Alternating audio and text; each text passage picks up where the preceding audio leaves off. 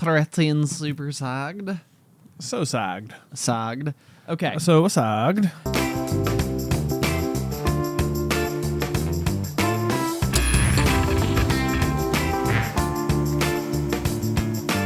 What's poppin', everybody? Hello and welcome to Popcorn Culture. My name is Ben Carlin and I am your host. Here with me today is my brother Jay, who will be in every episode. Every single episode, and God willing, maybe I'll get my hostmanship numbers up to double digits next year, Ben. It seems like a fantastic New Year's resolution. New Year's resolution to go from, I think I'm sitting at 7. Hey, not maybe? bad. Not bad. I think I snuck in like one because you were sick and we did like a recap. Yes, like we did. like a best of episode. Yep.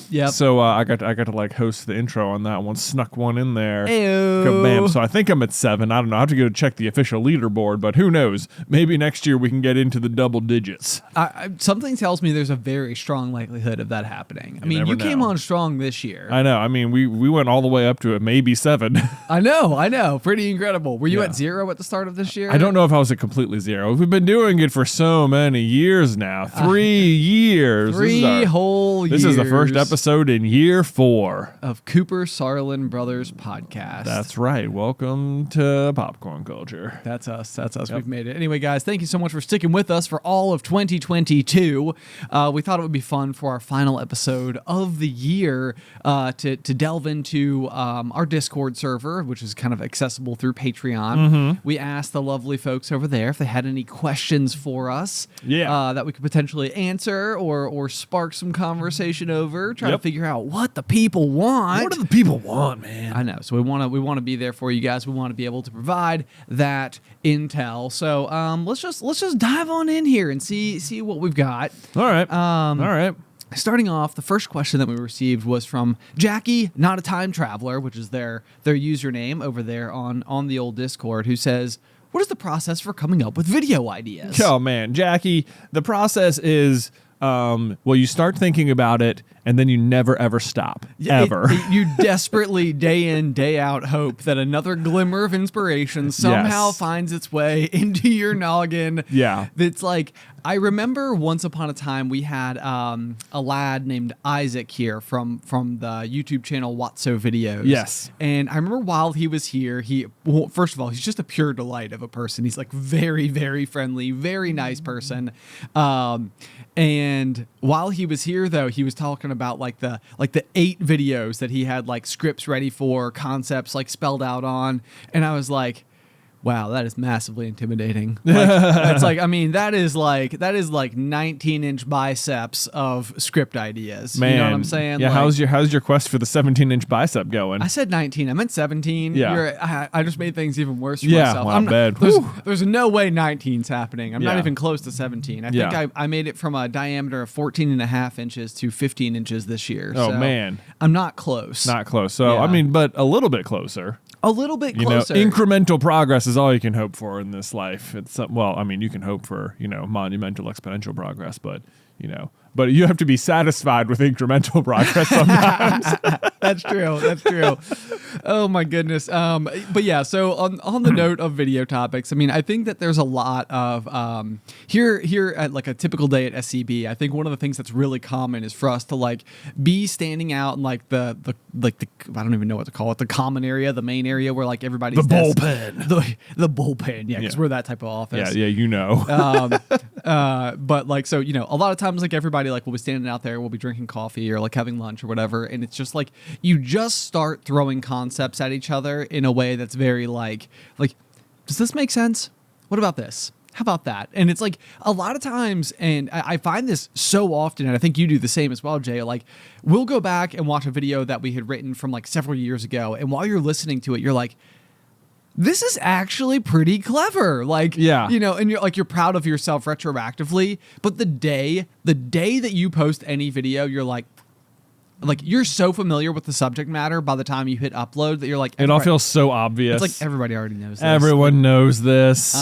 So if anything, it's almost like the doing doing it for so long that I can go back and revisit topics that I don't even remember covering in the first place, being impressed with our own script from several years ago and being like, this holds up. This is solid. This is great. I think frequently it's actually really good for me as a reminder in the moment that it's like, don't worry, Ben, like just because right now it doesn't feel like the most profound thing you've ever thought of, like it's possible that years from now you'll actually look back on it and be like, well, that was pretty good. Oh man, maybe the best example of this ever was right when the movie Infinity War came out on DVD.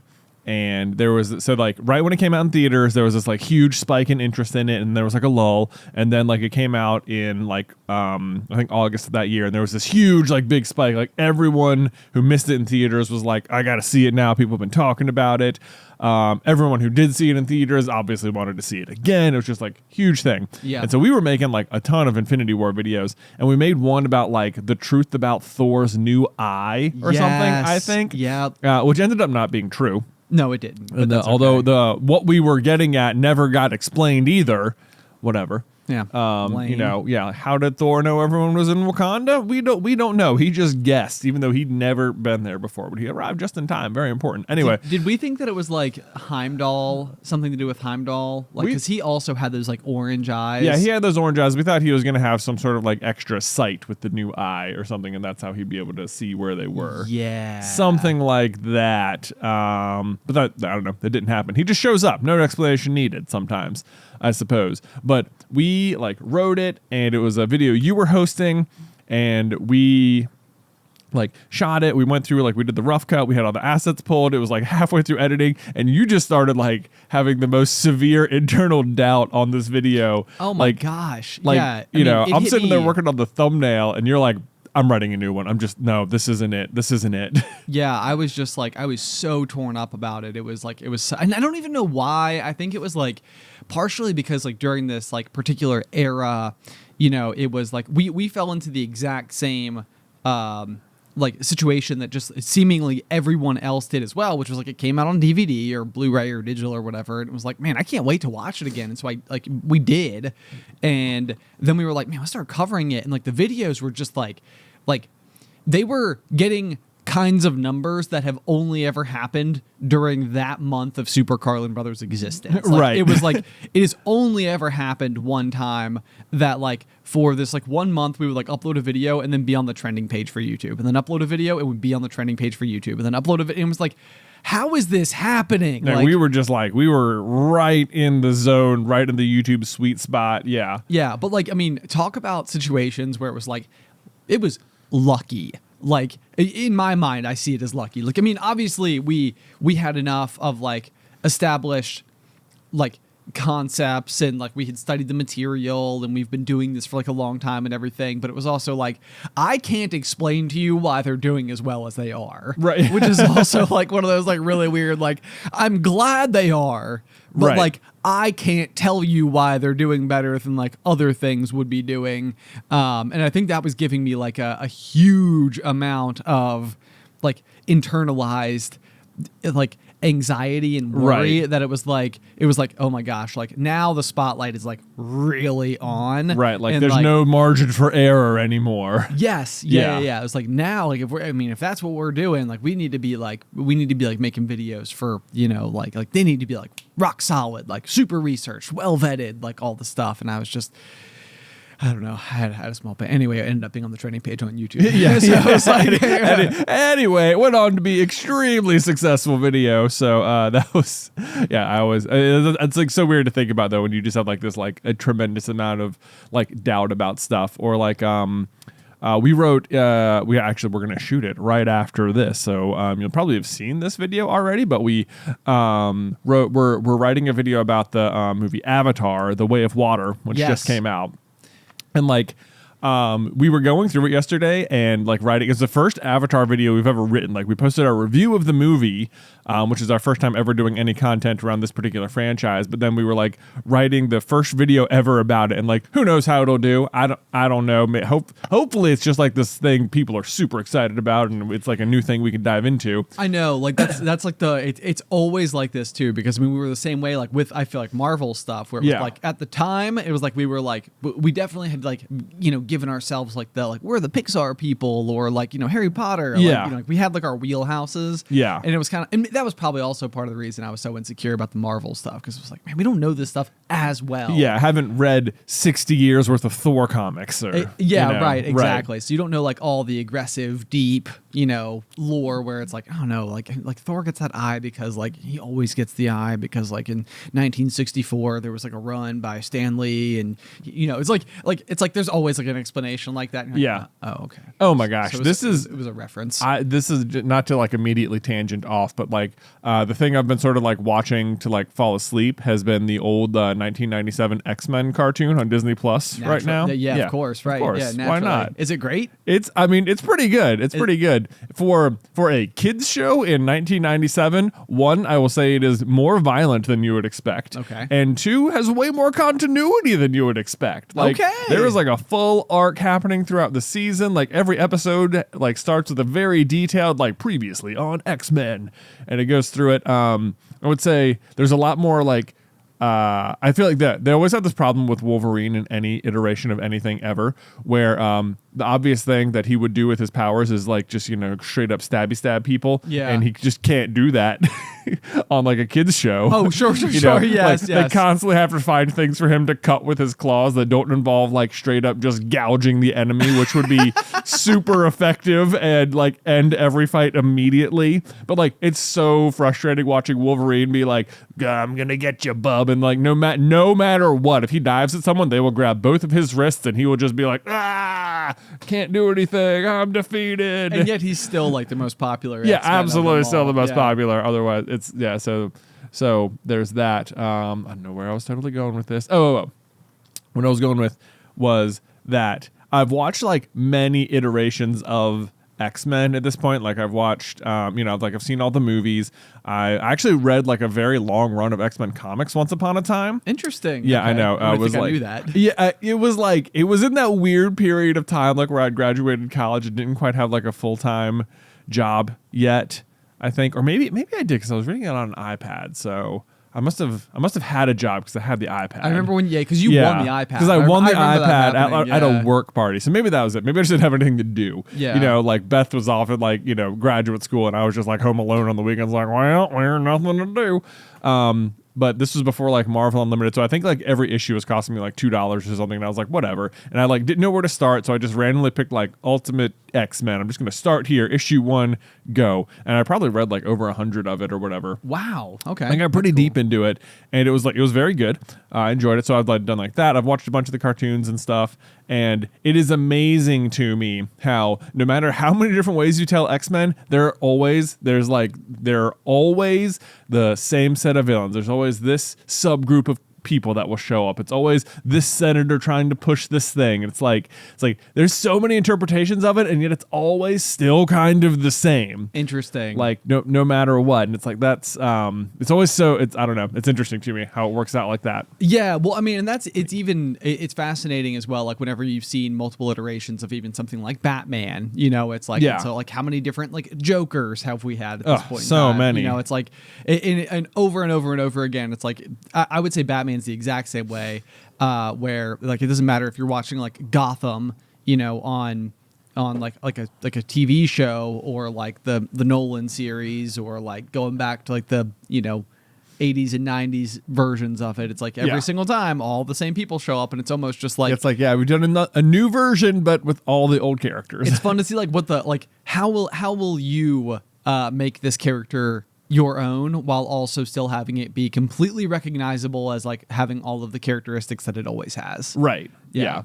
So it's like, yeah, you're doing a new Batman, but you don't have new villains. Like, it's not Batman unless there's the Joker, and it's not Batman unless there's Mr. Freeze and Poison Ivy and Harley Quinn and Catwoman and Robin and Alfred, you know? Right. Yeah. Yes. Yeah. So it's hard to allow it to continue to be exactly what it always has been without doing all of the additional tropes as well. Yeah. But anyway, we were also talking about Avatar before we got onto this Right. tangent about Yes. X-Men. So like we are currently getting ready to shoot our very first ever Avatar video, which will delve into like from the latest movie, The Way of Water, like who is the character Kiri's father. Right. That's like the big mystery coming out of it. Who is Ray's dad or parents or whatever. I know, yeah, which Yeah. is like one of these things where it's like it frequently feels like everybody kind of has this like collective eye roll about these types of topics. I think it's because of Ray. I do think it's at because this of Ray. point. I think Ray beat it to death, and it was kind of one of those things where I almost even feel like the writers in the Star Wars room were like,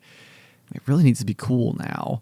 And it was like, or important or significant or something, Yeah. you know, in order to like satisfy like the great mystery of it all, or maybe go in the complete opposite direction and make it completely boring. It's like nobody knows, like at some point in time, it's like there's been too much speculation. There's like too much of the design by committee Yeah. problem where it's like now everybody's kind of contributed their thoughts and everybody sort of has like built an expectation. Everybody kind of wants a different thing to happen. The Ray one was so bad because they didn't have something in mind, I don't think, at I- the beginning. They were just like, let's put this mystery in a box and we'll just open it later. We'll figure it out later. It'll Yeah, be we'll put that fine. mystery in a box, then we'll put that box inside of another box, then we'll mail that box to ourselves. I And when it know. arrives, it'll be Palpatine's son. Palpatine's off-screen son's daughter. Yeah. Sort of. Yeah, it'll be great. But not really his son, like sort of a failed clone attempt at him who then had a daughter and then she was really powerful. So whatever. I'm getting frustrated just thinking about it. I But know, the I point know. is that like, you know, it's interesting. Like people would, there is a lot of that like sort of like eye roll type stuff, or I feel like even Avatar itself as like a film, it's like one of these things where it's like I do feel like there's a whole bunch of people who like really want to dislike it or like to see it as like sort of this like oh like, you know, like whatever, and I can't figure out like whether or not it's just the result of like when things are just like so popular, because it's like you can have that feeling and yet it will still probably be like the most viewed movie of the year. Yeah. There's definitely this like an innate reaction to like dislike something simply because it's popular, which Yeah. is just like the older I get, the more I'm like I don't like that it doesn't even make sense. But I'll even talk to people and they're like, yeah, I know it doesn't even make sense. It's just like my like gut reaction or Yes, something. yeah. It's like I've like trained myself to be this way, and it's like, but why? But Like, why? Just why? Well, I had the exact same feeling. You know, I always think it's really interesting about like in the 90s, like my very first ever, you know, CD was the Backstreet Boys. And Right. I remember this was like one of those things, like I got it when I was in third grade. Like it didn't even occur to me to like consider whether or not this was like a cool first CD to have. And then it seemed like there was like an era where it was like, oh man, like boy bands, like the worst. Like how worst. embarrassing. Like don't let anybody know that was your first CD. And then like enough time passed and it was like, they're kind of great. And every time they come on the radio, I very unironically love it. And it's sort of like, how does this happen? How does it happen?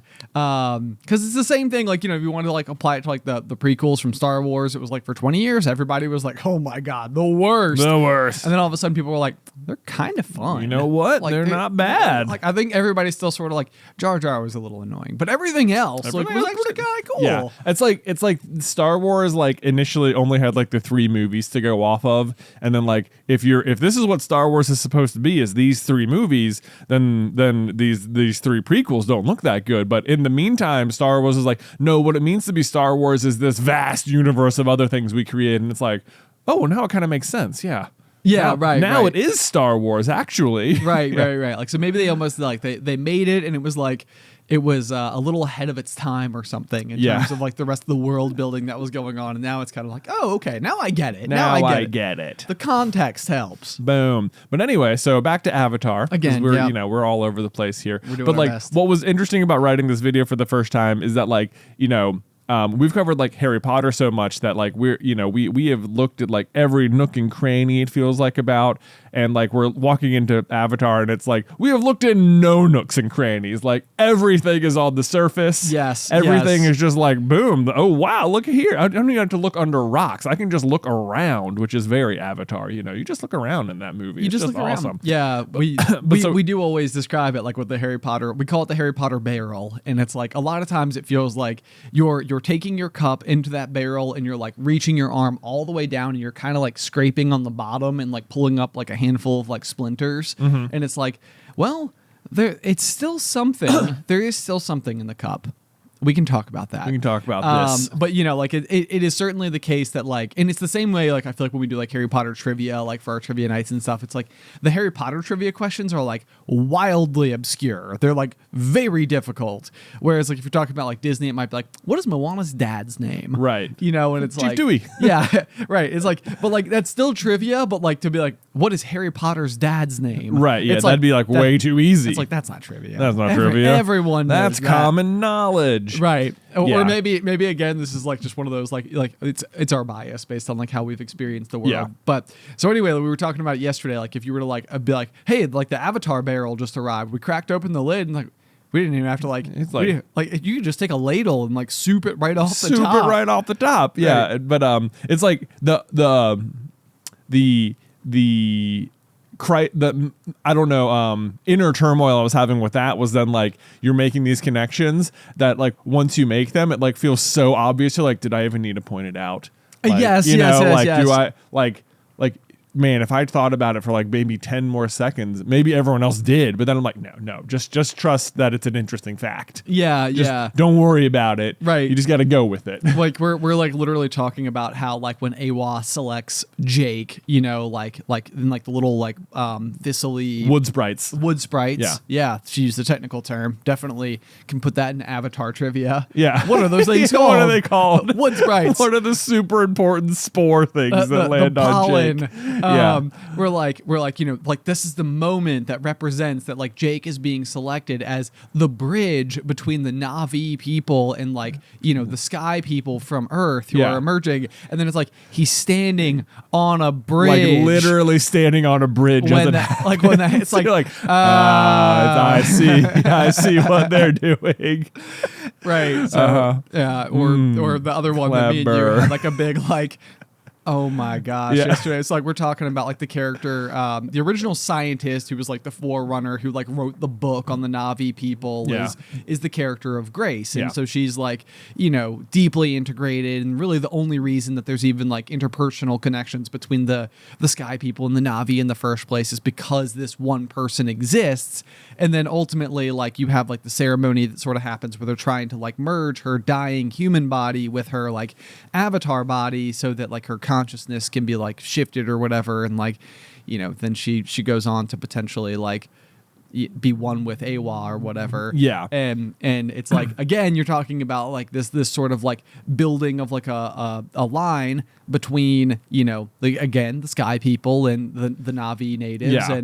And yeah, her like avatar body goes on to like birth a Na'vi child, Right, or right. whatever, who like has like this special connection with nature. If you want the full details, go click the card or the go watch our video. Yeah, there you whatever. go. Hey. But we're like reading through it and we're making all these like religious parallels that like, oh, I see what they're going for. And then like you remember her name is Grace. Yeah. And so it's like the character of Kiri was like literally delivered through grace. She Yeah. was literally graced to the Na'vi people. It's like, oh my gosh, it's so obvious. You just Like, you just why like, did it take me that long to think about it? Right. Yeah. So you start to realize that like, yeah, everything it's like, Okay.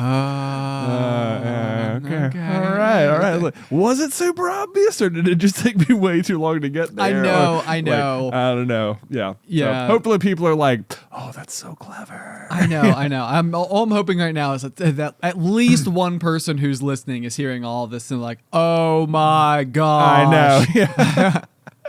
I'll take that. I'll take the one person who's willing to let me know. You can email me at popcornculturepod@gmail.com. Yeah, Did we blow your mind? Did we blow your mind with our Avatar 2 Way of the Water breakdown? So I feel like this is interesting though, because when we were reading through the questions, Jay, that we had for today's episode of the Pop, I was like, oh, a process for coming up with video ideas. It's like, like that's like a nice like softball to kick off with. Yeah. And now we're like 20 minutes almost into half the an episode. hour in. Yeah.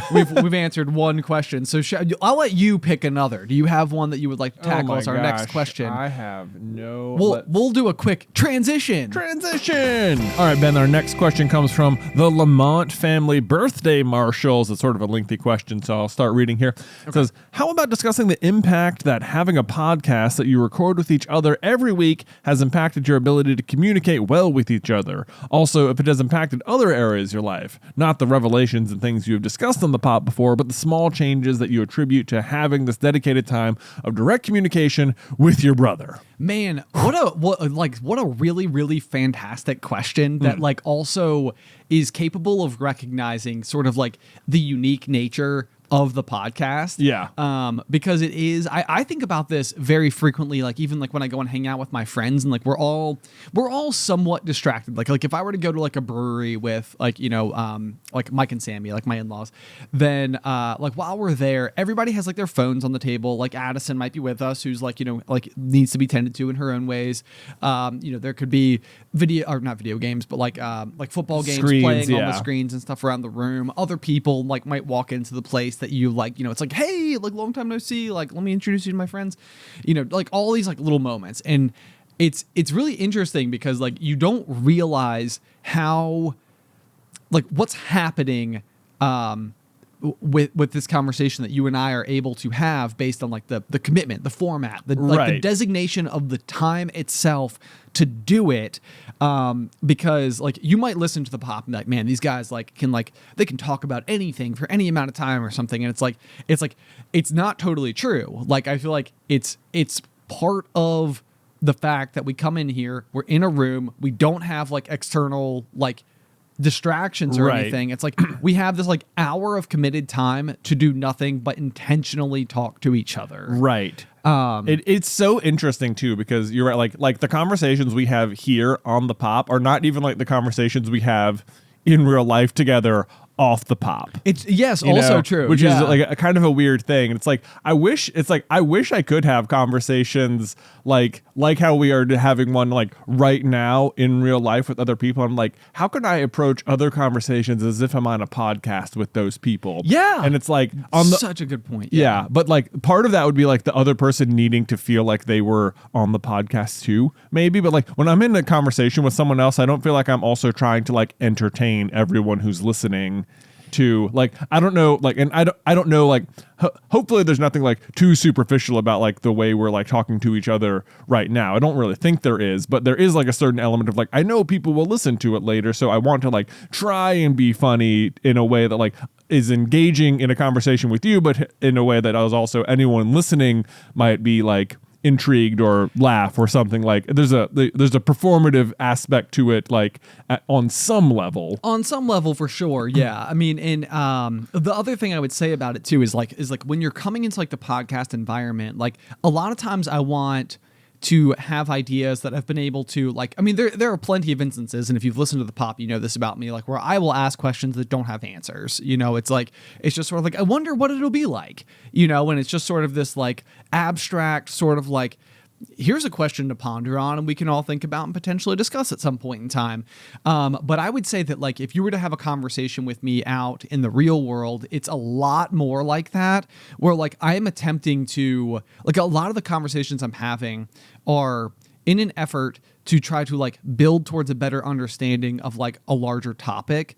But frequently that'll mean like, I'll ask like very pointed questions about like one thing in particular to like determine the building block as to which the rest of the thoughts that I will form around this topic to lie upon, if that makes sense. Like I might ask like a whole bunch of questions, like the team out in like the bullpen, where it's like, these could be like hard hitting questions or like potentially even like uncomfortable questions about like a given topic or something. And it's like, I don't really feel like how uninformed I am on this is something that I can talk about in podcast, knowing that like it's going to permeate to anyone else, to an audience at large.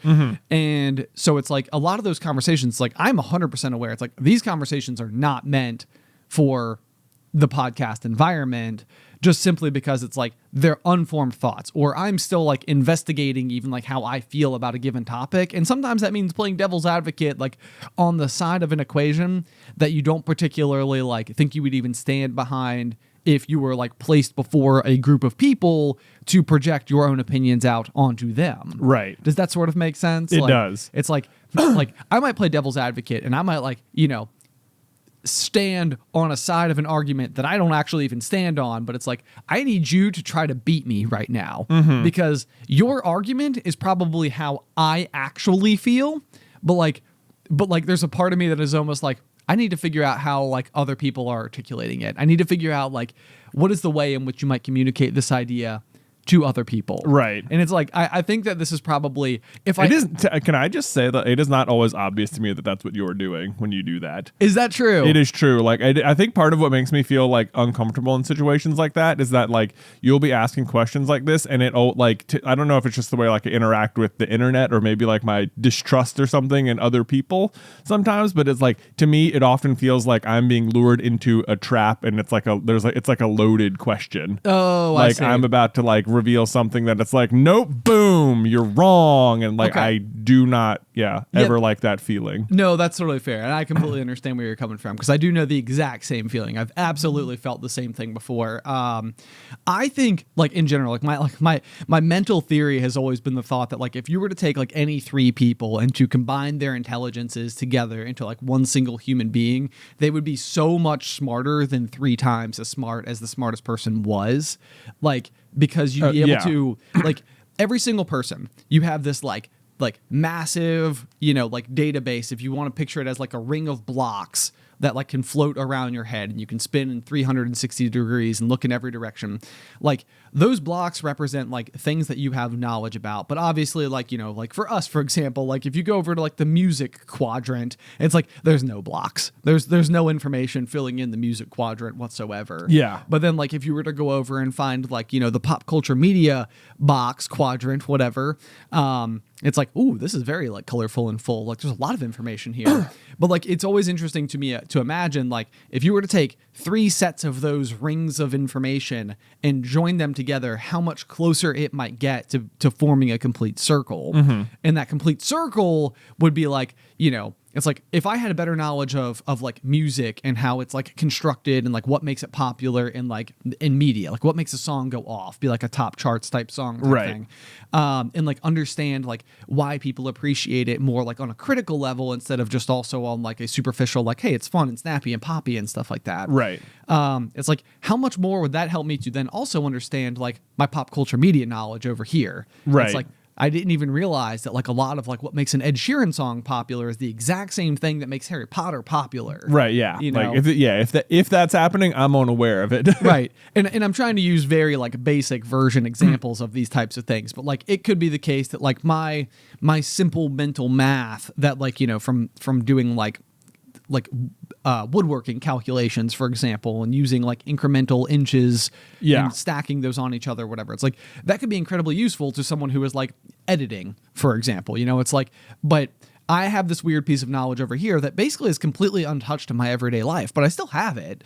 And then like this other person, like it might super benefit them, but there's like no way to like merge the two things together. Right. And so very frequently I feel like the net that I'm trying to cast as like talk to all these people is mostly just like, I really just desperately want to know like what you're thinking. Like what have you seen? What is your interpretation of this particular piece of like controversial topic or something like that? Because like you might know a whole bunch of stuff that I don't know and that the other person doesn't know, but like the other person is forming their opinions on the basis of like all but they've seen. And like I really think that on the whole, it's just like I'm trying to do as much as I can to like siphon the like nuanced opinions and like reasoning behind as many people as I can possibly get in touch with to then like have a more robust knowledge of the thing myself so that I can then speak about it with nuance. Sure. And that's frequently something that like I actually feel like would be a massive contribution to the conversation if you are capable of speaking about a complex topic from like a multitude of different angles. Just for the most part, I don't feel like I'm always qualified to do so, and it's hard to figure out how to even get outside of like you could even say, I think we said it like last week, like the educate yourself type stuff, but like the way that I might educate myself might not be as encompassing as I think it is. Sure. Like what I might look to is like I might try to take a complicated topic, punch it into Google, find the top 10 articles, read each of those, and feel like, hey, I did something. Yeah. You know, when somebody else might be like, no. The thing you have to do is go and find like the person who runs like the nonprofit that is directly involved with representing like the complex issue at hand, and see if you can't sit down with them for an interview. Yeah. You know, and like, yeah. Like this that. is like a lot of what you're saying is weirdly reminding me of like chess of all things. interesting. Yeah, Okay. like so I think if in the Queen's Gambit, for example, like there's always like all the different players who like, you know, they're always like reading different chess books about all these other famous chess players, and like, you know, they're like reading it and they're putting it on the board and they're playing it out themselves and stuff. And like it occurred to me, like even the first time I was watching through it, they eventually explain it, but like I'm like, why are you like setting up the board and like moving the pieces around? Like if they can just read what happened, like what is the difference? Like can't you, like these people can play chess in their minds. Why do they need to play it out on the board? Right. And like at some point, they have one of the characters, Benny, be like, you played the games, like you play out the game so you can experience the win or whatever. And it's like there's reading about it, and there's even like conceptually being able to do it, but like physically going through it makes you like recognize the patterns better or whatever. Right. Or like even as you're talking about like getting like different angles on something, like I have for a while I had this like app on my phone that was just like a chess game, and one of the features of it was that you could just like rotate the board around so you could like play it from like any given angle that like made you look better. But it was always surprising to me that if you just like flip you know, you can be staring at like your half of the board, you're playing white or whatever, and you're trying to figure out what to do. And like you flip it around and look at the white pieces from black's perspective, it's like a whole different world or something, even though they're all in the exact same spot. Right, that's true. Yeah. So like you can almost change it and look at it like, well, what if I were to look at my pieces as the threat that is being posed at me instead of the offensive that I'm trying to put forth against like their potential defense or whatever. And you're like, oh man, like I like my configuration way more menacing when I look at it from their perspective and realize if I was in their shoes, I'd be shaking in my boots. Right, like, now. ooh, this would be a problem. Yeah, or you could see that like, okay, so, but it's like, but there's like no reason you shouldn't be able to see that from the white half of the board. It's not like the black pieces have moved. Also true. You know, like, also true. Yeah. know? Well, I mean, and this is like sometimes I think like where like our brains are these absolutely like remarkable things. Like they're so smart. They're capable of so much. They can do so many things.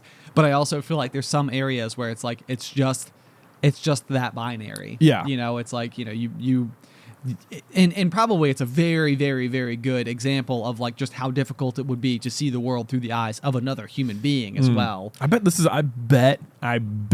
a way you like learn to play better chess, is like you like just play like a regular game, but if you're playing black, you sit behind the white pieces to start. And like every time you move, you're only moving the black pieces. Like, oh man, now I really want to try it. That would be very interesting. Not that it doesn't seem like it would be any different, but man, that's interesting. Okay. Yeah, I mean, it feels like Hurting you're almost my brain to think about. I was gonna say same. Yeah, it's like you're almost taking like a 2-dimensional strategy and turning it into like a 3-dimensional strategy a little bit. Like, yeah, that's pretty interesting.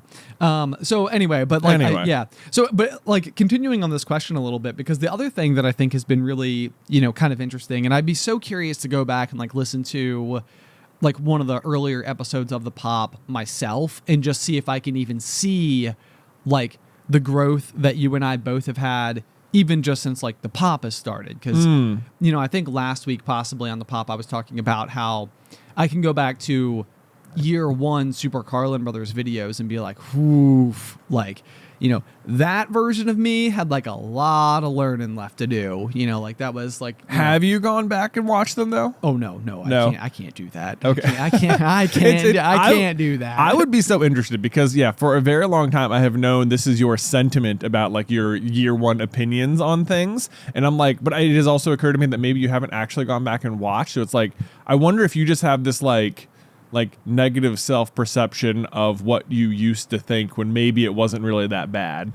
I think that's entirely possible, and I think probably there's something to be said for the fact that like the world, all of us have learned a lot of things. Yeah. You know, in the past 10 years, it's been a pretty eventful 10 years of existence for just all of society and people. No doubt. And so, you know, yeah, to be certainly fair to like that past version, it's like, I mean, it's just entirely possible you just didn't know as much as you thought yet. But I think part of it was mostly like there are topics that I remember making, and I think it's like I just think that like at that point in time, my scope into the world was narrow enough that like I wasn't able to like think far enough outside of the box, even if at the time I thought that I was. Right. And that's probably true. Like, Right. you know, I'm sure at the time I was like, I've really given this some consideration. Like, because in those early days of Super Carlin Brothers, like, same thing going back to our original question about like video topics. Like, we were making 5 videos a week. So on every week, you were either making respectively 3 or 2 of those. If you were landing on the Tuesday, Thursday slot or the Monday, Wednesday, Friday slot. And also for me at that time, I was doing this aquarium job where I was like literally out by myself in my truck all day, every day, you know, alone with my thoughts. Yeah. And so I think part of the problem there too was the fact that like I never really had anybody else to bounce those thoughts off of. It was just like, you know, I would get in the car that morning, I would hear like the news on the radio or whatever, and then I would spend the rest of the day thinking about it. Right. And so it's like all I was trying to do was like workshop, you know, this like global or national problem or whatever in my head and try to like break it down into like a relatable metaphor that like I could potentially talk about on the episode that night. But like the problem is that like I was trying to become an expert on something that was obviously very, very complex, very layered through the course of potentially like 2 days. Right. And I would say that attempting to become an expert on the topic is not doing any research at all, just thinking about it a lot. Yeah. And I think that it taught me some really good skills that like I bring up today. Like I've said this in office a bunch of times. I've said this to Alice. I've said it to you. But like when it comes to like a topic that becomes like a central controversy of the world, it's like I always like to think about taking that topic out of your head and handling it as if it's like a stone in your hands. And it's like you need to turn that stone over. You need to find the parts that cut you. You need to find the parts that like, you know, are rough around the edges or whatever. And it's like you need to understand it because you have thought about it yourself. Yeah. And not basically like you read like a headline that told you how to think. Exactly. Yeah. Yeah. Like and so that's very frequently like the question or like why I might like play devil's advocate on a particular topic. Because I think a lot of times like I might see somebody demonstrating what like, you know, again, only from my perception could be potentially a bias. And I'm like, I feel like you're being influenced by the headline that told you how to feel more than I believe this is actually how you feel about it. Yeah. And like my goal is not to like belittle that either. Like I think if anything, like what I would hope to do is contribute to a world that allows people just to spend a little bit more time trying to understand how they feel. Yeah. More than anything else. Like I'm not trying to say like, hey, no, you're wrong. Like, and I'm right. And let me prove it to you. It's much more like I would just love to see what would happen if you thought about this, like, or handled that rock. Like I said, right. You know, like what would happen if you actually spent time contemplating it? Mm-hmm. And hopefully the idea then would be that like you would like have this ripple effect where potentially like if you can help another person to think about the world in this way or like these topics in this way, maybe they could help someone else and they could help someone else, and you could like have that like have it just like go places. You know. Yeah, just like more critical thinking. Yeah, like it's like pay it forward, but less. Yeah, like with the way that we communicate. And so I thought it was really interesting. Like even like last night, Alice had a friend come in town who she hadn't seen like since like her high school days and stuff. And I had never met them at all, had never met the woman or her husband or anything. Like, you know, by the end of the night, I was like, we have hit like every hard topic known to man. And I was like, this is probably a pretty classic, like Ben Carlin, you know, dinner, like what it would mean to talk to me for 5 hours. Right. But it was like, we definitely didn't shy away from like any incredibly difficult topic. We were just sort of like complete open doors. Like, let's just go. Oh man. It was very cool. But I also woke up this morning, my brain was just completely empty. I was like, man, I just like get everything out. Yeah, like you were like stockpiled a bunch of stuff. I know, yeah. Just had like thought vomit on them. Sorry, thought sponges. Oh yeah, wow, good Yeah. save. Sorry, Thought sponges. y'all. Yeah. So pretty interesting. But even that, you know, like again, if I go back to this question from the Lamont family, one of the big things I think that I've learned about myself is that like forever, like through having communication with you, forever, I think that I would store a lot of thoughts in, like a lot of the way I was like feeling about stuff and not get it out there, not have like those difficult conversations. And over the past year, especially, I think that I've tried to have them as much as I possibly can. And that has also kind of contributed to that general like sense of like brain calm. Yeah. It's sort of like, it's like, you know, if somebody has like made me angry in the moment, I've tried to just literally be better about like them seeing me be angry. Right. You know, which I know sounds like, I mean, you obviously that's something like that, like you use with caution, I think, in terms of like how to go about letting those emotions out and where you do it and the context and the, you know, right. all the rest of it or whatever. But, in the past, I know that I would typically like store it, and it's like putting a whole bunch of food in Tupperware containers from the leftovers you had from takeout, putting them in the back of your fridge, forgetting about them for a month, and then realizing you have to throw away the Tupperware container because it's probably completely contaminated. You probably should just throw out the fridge while you're at it as well. So get it out of there. The problem is that in your brain, you can't throw out the Tupperware container. Exactly, yes. And so I think that for this has been like the past year of my life for me is just going through and like literally being like, okay, the only way to get rid of these things, the only way to take these sour thoughts and make them go anywhere is to address them, you know, one after another. And it's just like anything else. It's like getting sore from working out. You know, it's like it probably hurt for a while. Yeah. Before it started to like turn into muscle. Then you're stronger. Yeah. Anyway, so great question, Lamont family. There you go. Thank you so much. Transition? Transition! Okay, Jay, up next we have a question from Dola, who does not acquiesce. That's their Discord name as ever. There, yeah, so that's from Pirate Week, it sounds like. Yes. Yeah. What a thrilling week. What a thrilling yar. Dola asks, what was your favorite SCB or pop-related thing of the year? Oh, man. Bunch of good stuff this year. Bunch of good stuff. The first thing that came to mind for me was, you know, like even again last week on the pop, we were talking about like sort of like pivotal moments where it feels like, you know, if you hadn't been put in this kindergarten class and the kid who sat next to you wouldn't have gone on to be your best friend, it would have been a different kid in a different class. Yeah. You know, and that like that's a whole new like slew of experiences or whatever. And it's always interesting and funny when you discover moments like that because you're like, whoa, if not for like this one thing, everything else would have gone differently. And this year in particular, I felt like there was an interesting one, which was one day we got an email from the local event here called GoFest. Yep. And they were like, hey, like, would you guys want to do a live episode of your podcast at the festival, you know, in mid-October?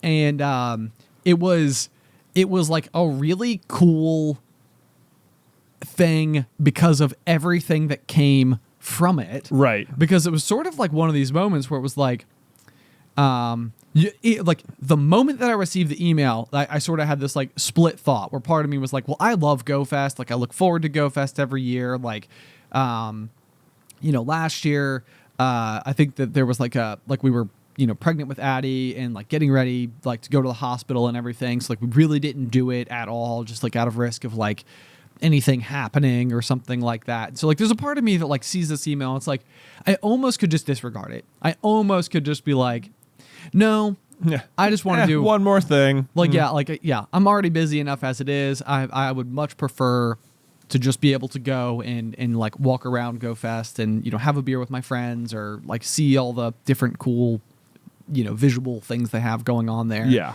And instead it was sort of like, okay, we could do that. Like, this would be really cool. Yeah. This would be like a fun way to like, we can have like the coffee company show up and have like coffee stuff out there, and we can do a live episode of the Pop, and we could potentially turn it into like our first meetup since like 2019 in some capacity, like where people could come, you know, and see it, and it's a free event, you know, so it's like there's, you know, it's free to enter, it's free to see us like do our thing. So it's like, this is great because like we don't have to book a venue or sell tickets or like, you know, do any of the things that would be necessary hurdles. Right. It's just like, if you want to come, you can come. Right. Yeah.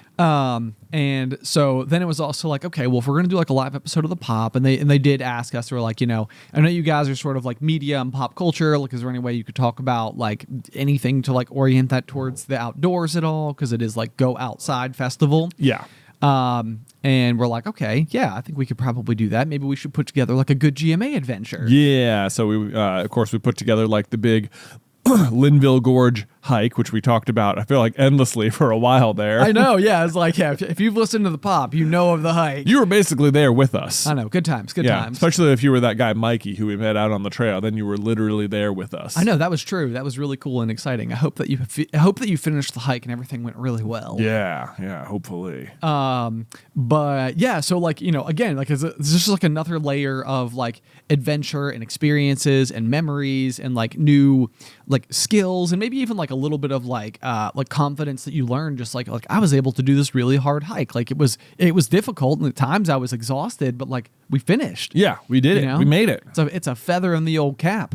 And so like even just that, you know, came from getting this email to go and do the event, but then also like GoFest itself meant that we had like all these really cool people from like all over the country come in to, you know, be a part of this like thing. Yeah. It was the you know, the very first time that we had ever done like a live podcast before. So it was like, even that was kind of like a what would this look like? How would this go? Can it's something we do it? Yeah, we definitely talked about doing stuff like that before. Like if we, you know, like certainly we've thought about doing like a live kind of show like through Super Carlin Brothers or through Popcorn Culture, and it's always been like but like what would we do? You know, like would we like, you know, our show is mostly like fan theories. Would we just like get on stage and like tell a fan theory? Would it just be like Q&A? Could we do like trivia? Like if we do the Pop, then it's like, yeah, I mean, we're just gonna sit here. Well, you know, we'll just do like a live show. We'll just be here talking. Right. Yes. But it was just like a good way to experiment. Like, could this work? Would this be fun? And I feel like mostly it was a pretty fun thing to do, and that was without much like plan. Well, I did a lot of planning for it, but I couldn't tell Ben because it was going to be all elements of surprise on stage. It's very true, and they were all fantastic and wonderful, and I loved it, each and every single one of them. But yeah, so like, I mean, even like that, you know, I feel like it's like, okay, like that even gives us like some proof of concept, which frequently I think is this like, when you have an idea, and I know that this happens all the time, like you might pitch it to everybody else and they can sort of hear it, but like if they're distracted by something else, or if they're focused on a different job, or like just, you know, their imagination has never like wandered those paths before, it's like you could pitch an idea that's a great idea, but like if nobody gets it, then it might not happen. Right. And so same thing, you know, it's like we could know like, hey, a live pop could be like a fun thing that we could do. Like that could be like a fun and exciting, you know, like future endeavor. But it's like until you've done that first one, you don't know like entirely what it looks like, what it would feel like, what, like, you know, how an audience might react to it, or whether or not there would be any interest in it, and those types of things. And so it's like all of those pieces have now like sort of fell neatly, at least a little bit, into place. So like as we're looking at like 2023 and talking about these ideas, we're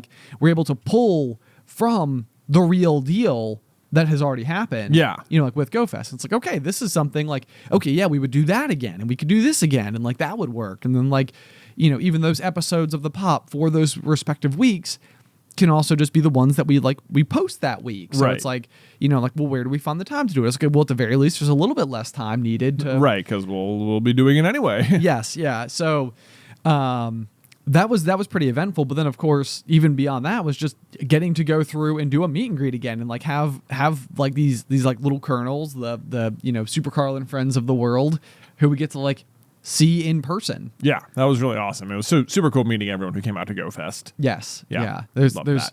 a really strange, I think, phenomenon that happens as you like kind of sit in the chair and speak to the camera, which then goes to the internet, which is that oftentimes you do get like somewhat disconnected from like the complete end user, who is the person that like actually likes this, likes what we have to say, or likes the show. Yeah, it's such a weird thing is that like you don't get to you can make like a bunch of jokes, but you don't know if that made people laugh or if they were like eye roll or that was cringy or whatever. But like when you're on stage, then you get like a very like immediate read on like whether or not what you're saying is like resonating in the right way or the way you intended or something. Right. Exactly. Yep. Yeah. And the other one too, like for me, is like I always like whenever I listen to podcasts, I feel like, especially if Allie and I are on a long car drive or something, like I will pause the podcast like through the course of like, an hour episode or whatever, probably like 10 times. Oh, I know. To be like, oh my gosh, what do you think about this? This is what I think. Yeah. No. Yeah. Right. Yeah.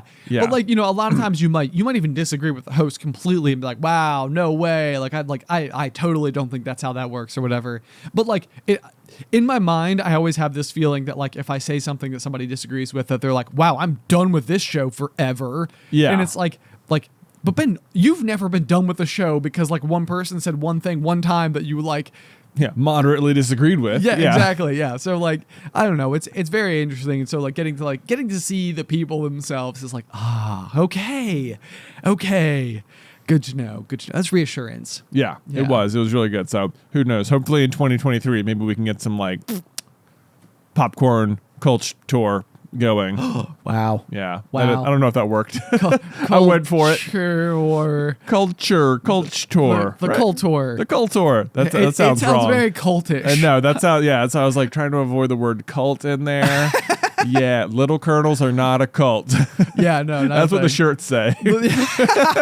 We are not a cult. Definitely not a cult. Definitely not a cult. Oh my god, that's so funny. Okay, do we have room for one last question? Probably. Let's see. Last transition. And we're back. Okay, so Jay and I were like reviewing the questions that people have submitted, and one pops up from a Cajun Dreams who's asking if we have had any fun experiences with fireworks in our day, and I just look at Jay and I'm like, is that incriminating to tell that story? I've had the thing about I could tell there's like the thing about fireworks is they're gonna make stories in some way, shape, or form, probably. Yeah. I mean, I'm just thinking about it, and I've got like 4 or 5 fireworks stories I could tell you right now. Yeah, it definitely like I think growing up we found that we really, really, really liked those like backyard fountain fireworks. Yeah. And I feel like at like a young age we got like I think like introduced to like the smoke balls, for example, which like we would never do anything like bad or negative or like destructive with. We would just go on. We had the sidewalk in front of our parents' house growing up. Yeah. And like after like a couple of years of doing this, I mean, it literally looked like Sid from Toy Story's like sidewalk. Like there were like scorch marks. Yeah, you could just see like where all these like different like sprays of like colored paint came out of the thing, and I mean it was like this is like a war zone. Oh man, I mean I think when you're a kid, like it's there, you go to like movies and there's all these like explosions and stuff, and as a child, it's like fireworks are this like there is a somewhat inherent danger. You could certainly hurt yourself with fireworks and cause a lot of damage with them. Yes. But they are like somewhat safe way to like play with explosives. I feel like not even safe, just an approachable way. It's just like it is somewhat available there, especially depending on your state. And there is there's fire, it feels like there's a little bit of rule breaking going on, which like when you're a kid it's like a kind of safe way to rebel or something. I don't know, like all you're doing is watching a fountain on the sidewalk in your backyard, and you're like, this is the best thing in the freaking world. I have made fire. Look at this thing that's doing this thing. I know. There's something very like visceral about fireworks, but they do lend themselves to some potentially bad situations, or I don't know, reckless thinking, perhaps. Yeah, absolutely. I think that there was a period of time where we had come to have like a small stash of like the proper mortars. Oh yeah, I feel like you go to the beach, you're in North Carolina, there's the big warehouse with the big black cat on it, and it's like fireworks for sale, and you're like, yeah, this is right at the state line for a reason. Yes, and you go in, you get some big, some big tubes that shoot some big fireworks up in the air. Yeah, and I feel like the thing is that like we had them, and it was almost like there was like the obvious instances where you might have fireworks. Like we would go to like a friend's house who had like this really great like skyline view of Roanoke and everything, and we could like go in the backyard and set off the mortars, and like it was really like, it honestly was like really fun as kids to like kind of sort of be putting on like the fireworks show for like the neighborhood's worth of people. Yeah. It was like the one time as like a 15, 16-year-old that you were like allowed to like take the lighter and run out and like, light the fuse, and it sizzles. And I don't know. That's another thing. It's like, there's always this like sense of like a little bit of danger. You're like lighting a wick and it's like, run! I mean, it is a live explosive. I mean, it is, exactly. Like, you don't want to be like right next to it, but like, there's always like, it's not just like light it and walk away, because there will be like a certain amount of time for it. It's like you light it and then you sprint, Yes, yeah, it's true. It's true. Like I think we dramatize, I can't even say the word. We make it more dramatic because like movies have taught us to like run away from like the car that's exploding, right, and like shooting forward in slow motion. You're basically an action hero the moment you've lit the wick on a firework. Precisely. I mean, it's about as cool as it gets. But yeah, so like I know that then after having like 4th of July festivities and such, there were also just like a small stash that it seemed like we all sort of just had with ourselves every time we went to do something. Right. And so like, there was certainly this is normal, right? Every group of teenage males just sort of has like access to fireworks in some capacity, right? Like some. Yeah. There's like those ones that were like left under the couch that one time that are still there, and like now we have them. Yeah, exactly. But yeah, so I remember, I think there was like one occasion when we were like camping on the hill above our parents' house as kids, and we had of all the stories that came up, this one did not come up. Oh my gosh. In my brain. This was okay, go ahead. This one was pretty funny. But so we go up, and we're up on the hill, and like we're just camping like as we always were as kids. Regular. Like we're for all intents and purposes, I would honestly say like anybody walking in on the scene would assume a lot worse things was happening. But again, like we were there like with a 24 pack of like Big K cola. Yeah. Like we had like just literally soda, sleeping bags, and like probably like 4 pounds of beef jerky and one Roman candle. Which because of course you do. You're like, well, look what I brought. Like, oh, you're gonna put on a show? Yeah, it's like this will be fun for 30 seconds. Everybody can't wait to see the 10 balls of glowing light. Yeah. If you don't know what a Roman candle is, it's just a stick that shoots about 10 just like balls of glowing light. Just like a poof out into the air. So like what makes them extra popular though is that it's the sort of, you should not do this, but a lot of you like if people people hold them. And then you can like directionalize where they go. Like it's not going to blow up in your hand, but please still don't do it. It gives you that sense of like, like a wand. Right. Yeah. Like a wand. Yeah. Like you are the one blasting these things out. Yeah. So I don't know. Anyway, but we really didn't do anything crazy with it. We just shot it into the air, and it was like, yay. Yeah. We did it. We brought a Roman candle and we did the thing. And then of course, like, about 35 minutes later, like one of the like guys in our group like was not staying the night, so he had just been there hanging out, and he was like going to leave, and he's like hiking down the hill, and he gets to the bottom, and there's like cops standing in the woods that are like, we saw like like a signal flare from up on top of this mountain. Someone down below, because we were up on a mountain, saw the Roman candle and thought it was a distress signal. Which I mean, I guess like it's one of those things where it's like if you're down there and you see like one firework or like one flare go off, it's sort of like, well, what was that? Yeah, like why? Like even even if there were more, it would be like, oh, okay, it was probably just somebody like shooting off fireworks. Like that makes sense. Yeah. But like, I think because it was specifically one, Yeah. you know, it's like, and we're also like overlooking like a valley type area where there probably were enough houses that like all it takes is one person looking out their window to see it. Yeah. And anyway, so, you know, then the cops have to like hike up this like really steep hill to get to us. Extremely steep. And, you know, so then of course they come on to this like clearing where we're all hanging out. And again, genuinely and honestly not doing anything else wrong other than sitting around the fire and talking to each other. But now they're probably pretty frustrated because they've been called out and they've had to walk up the steep hill. And there's a whole bunch of high school boys sitting around a fire. And it's like, I think they were just so sure that something more unsavory was going on. And no, it wasn't. We were just there. Yeah, they must like, just don't light up any more fireworks. Like, we don't even have any more. Yeah, that was it. We had our 20 seconds of fun. So can you please leave now? All right, we're all freaking out. Yeah, right, yeah, shaking their boots. There we go. That was our run-in with the cops with fireworks. I remember growing up, there was we always, you know, your mom and dad were always like extremely like, you know, like light the wick and run, you know, never hold it in your hand or anything like that, you know, don't do that. And I remember there was a school project that our class was assigned one year where like it was for history class, and you know, it was like, you know, you can like make you could like do one of 4 options to complete the assignment as a group, and one of the options was like make a video about whatever. And however it was interpreted was that my friends were making some sort of like, you know, battle scene, like with their, you know, airsoft guns and stuff. And someone had like a whole big like bag of just like firecrackers, just tiny little, like, I don't know, very small ones.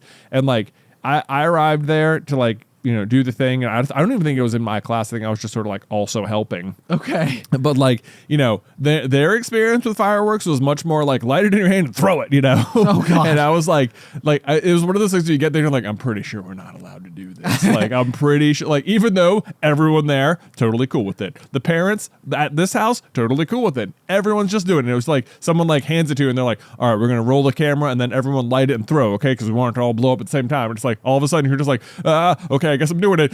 And it throws in and it blows up and you're like, that was awesome. You know? And all of a sudden it's like, everything I knew was a lie. Give me more. I am officially going to be the pyrotechnic on all of the Hollywood films. Yeah, this is how it starts. Exactly. Here we go. So, you know, the rest of the day goes down and there's a lot of, you know, scenes like that. People like crouching behind a thing. It's like pop, pop, pop, pop. You know, everyone's like throwing them in. You see the smoke going on. Everyone's having a blast. There's like, it's the very end of the day. Everyone's like, all right, we're going to do like one more thing. And I remember everyone lit and like one person took like an extra 1/10 of a second to light theirs, and so it was like we had to like hold it for like that much longer. And I remember when I went to go throw this particular one, it got about 1 inch out of my hand before blowing up. Whoa! Yeah, I know.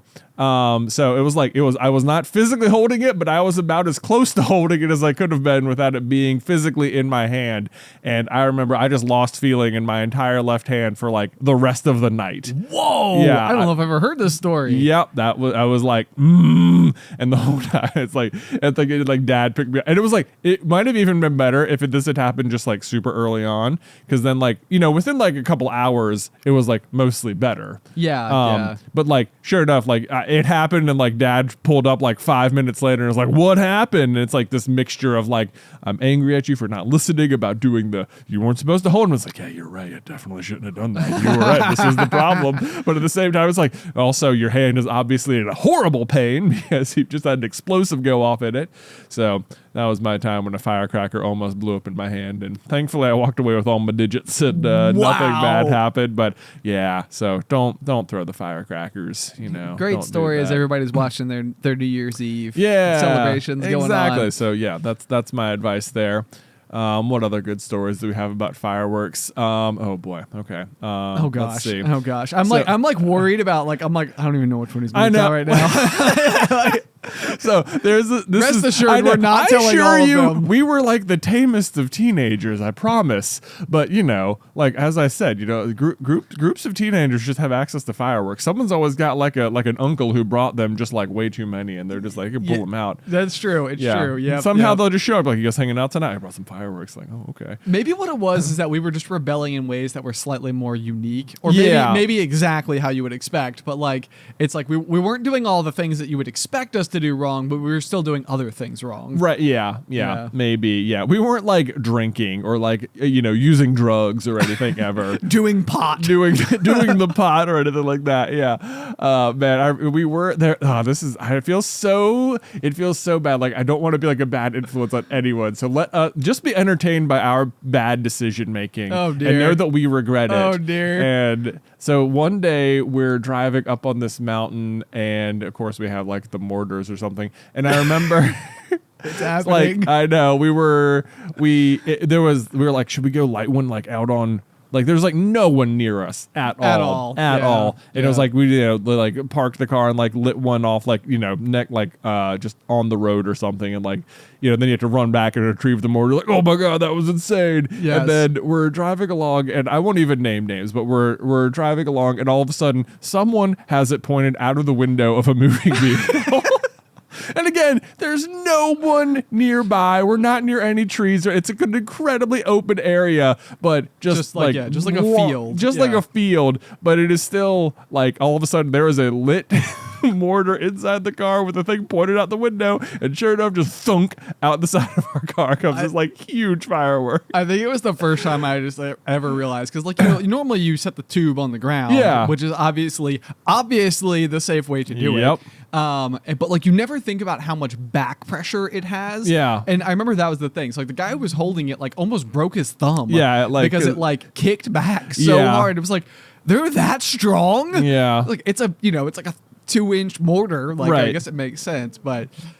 Oh, man, that was a pretty dumb one. That was a pretty bad thing to do with fireworks. Don't shoot them out if you're moving car. Yeah. I wouldn't And do always be aware of your local restrictions and laws and all of those types of things. Wear safety glasses. Yeah, don't throw them out of your hands, because they could explode. If anybody wants to listen to just another like minute and a half of us rambling on and lawyer speak, I know. Just like, I feel like so embarrassed now. I know. At the time, that's the thing. This is like having kids now. I'm like someday they're gonna. I know. I'm like, the only way that I learned not to do dumb things was by doing dumb things. Right. So, like, listen to me, sons. But don't be dumb. I guarantee that's why our dad told us the exact same thing.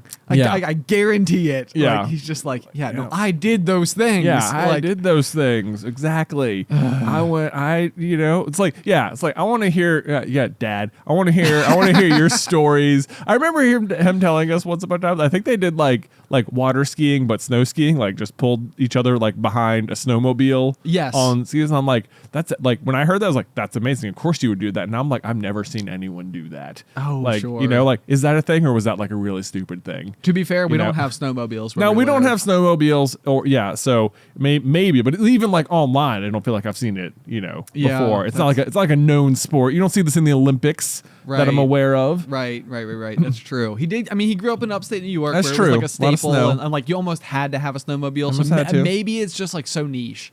It's so like you have to have such specific circumstances, because even like I remember as a kid we went to like the New York State Fair or the Vermont State Fair or something while we were up visiting relatives, and I remember they had this like small used like child-sized snowmobile for sale, and I was like, Dad, what do I have to do to get you to buy me that snowmobile? Mm-hmm. Like, there is nothing I've ever wanted more in my entire life than that. Than that thing right there. Like, I will speak up right now. I want the snowmobile. I will sell all of my other toys. I'll do whatever it takes. I'll do chores for the rest of my life. Like, I want the snowmobile. And even in my head, I'm like, we don't ever get enough snow to actually use it. But when we do, there's going to be like one day every 3 years where I will be a king. Yes, until I outgrow it, in which case, I'll let somebody else borrow it, and I'll still probably be cool for having been the one who brought it. Mm-hmm. Yeah. But I do also remember thinking, like, you know, when you go up to like where grandma and grandpa live, there are snowmobile signs like everywhere, because I think, like, you know, you reach that time of the winter and it's just like, it's literally what you have to do to get around. Right. Yeah. It's like they're probably not out there like ripping donuts in the middle of the fields and stuff like that. They're like literally like, this is like my car. Right. Like, Yeah, I take this to work. yeah. I cannot get anywhere without this vehicle. So I wonder if there's like a line where like snowmobile usage is like at its absolute premium for like recreational activity, and not specifically like either just like a necessary means of transportation and something that needs to be like protected in the same way that like your vehicle it's does. never occurred to me to own a snowmobile for anything other than recreation. Yes, Yeah. purely. But so maybe Dad was in that wafer thin zone. No, he's not in that wafer thin zone. He was a teenager in a town that had snowmobiles. And Or this that. is what happened. Or that. Yeah. Or that. Dad, we're coming for you for more details. I know. We know the truth. I But want to that's- hear about your fireworks stories. This is my New Year's resolution, is to try to find a way to have Dad come on and tell us incriminating stories about him as a child. not incriminating like in like a legal way, but incriminating in like, hey, you told us not to do that and you did it. And you did it. Mm-hmm. Like I want to know all the stories, because I have a feeling there are probably a good handful.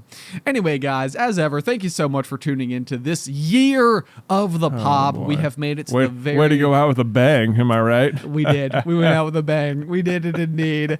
I hope that everybody has a fantastic and very, very, very exceptionally safe and carefully put together end of year celebration, if that's something that you do. Yeah.